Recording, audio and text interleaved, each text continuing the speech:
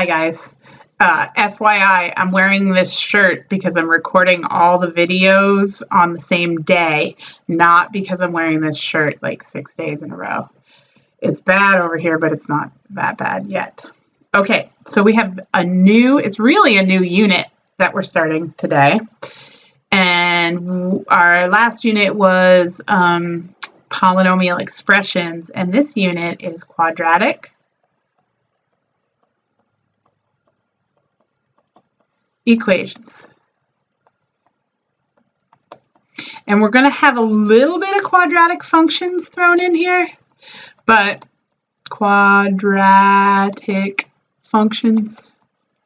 But we're going to focus on equations this unit, and then we'll do functions the next unit. And then that's our last, so we have 2 more units this year. And they're awesome. You're going to love them. So quadratic equation. So a quadratic equation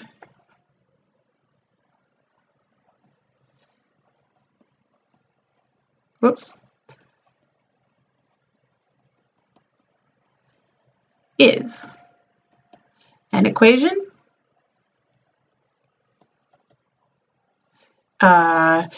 so we talked about degrees. We could say an equation of the 2nd degree. If you don't remember what that means, that's fine. We could also say that it is an equation where the highest exponent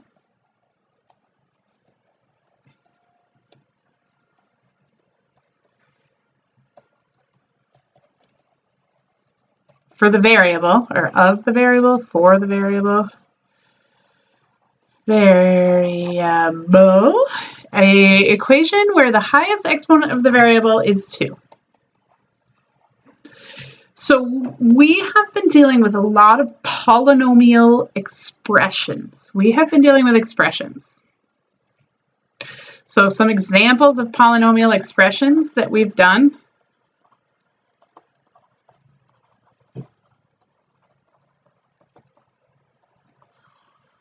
X squared plus 5x plus 4. 81 x squared minus 16.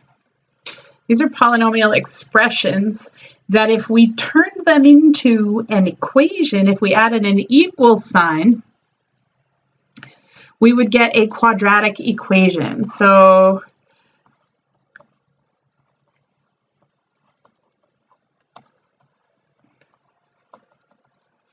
for example, x squared plus 5x plus 4 equals 3. Quadratic equation. 81x squared minus 16 equals 9. Quadratic equation. So before we had expressions, we had no equal signs. Now we're having polynomials. For the most part, our highest exponent is going to be a 2, but they're going to be equations. Okay. So solving quadratic equations. So exciting, you guys. All right, solving quadratic equations. We're going to learn several techniques for this. Technique 1.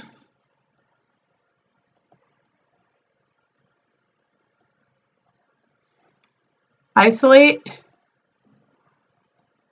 the squared variable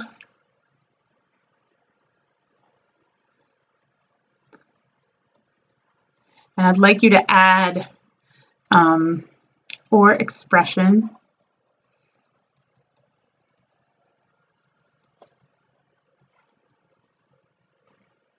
and square root both sides.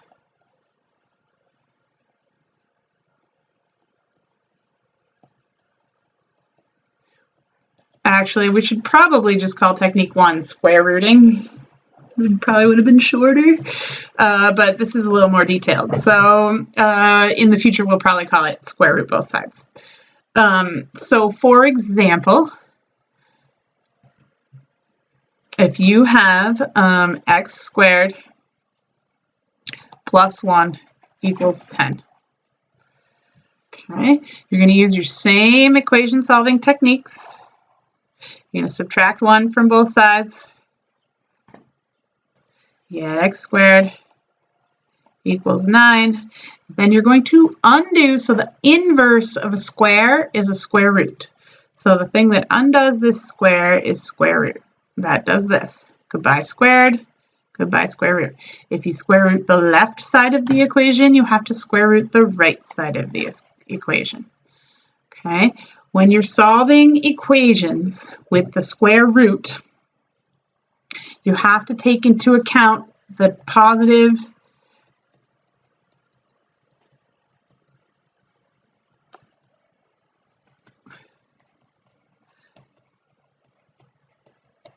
and negative solutions. So remembering that a solution is anything that solves an equation, we get x equals 3 here, but x could also be negative 3 because negative 3 squared, negative 3 times negative 3 is positive 9. So we have two answers here, 3 and negative 3, and we can write them like that, or we can write them like this, x equals plus or minus 3. So if you want steps for that, step 1, isolate the squared variable.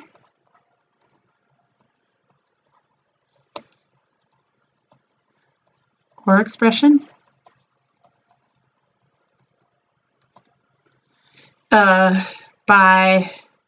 With addition, addition and subtraction, and multiplication or division. Step 2, square root both sides.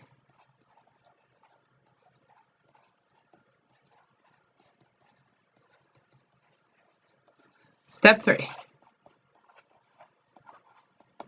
consider the positive and negative case. So the next video is going to be some guided practice.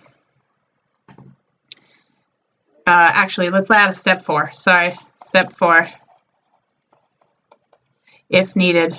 This is for more advanced ones. You won't need it at first. Isolate the variable with addition or subtraction. I'll show you what that is in the next video. Just add that in your notes for now. Okay, guys, there you go. See you in a minute for our next video.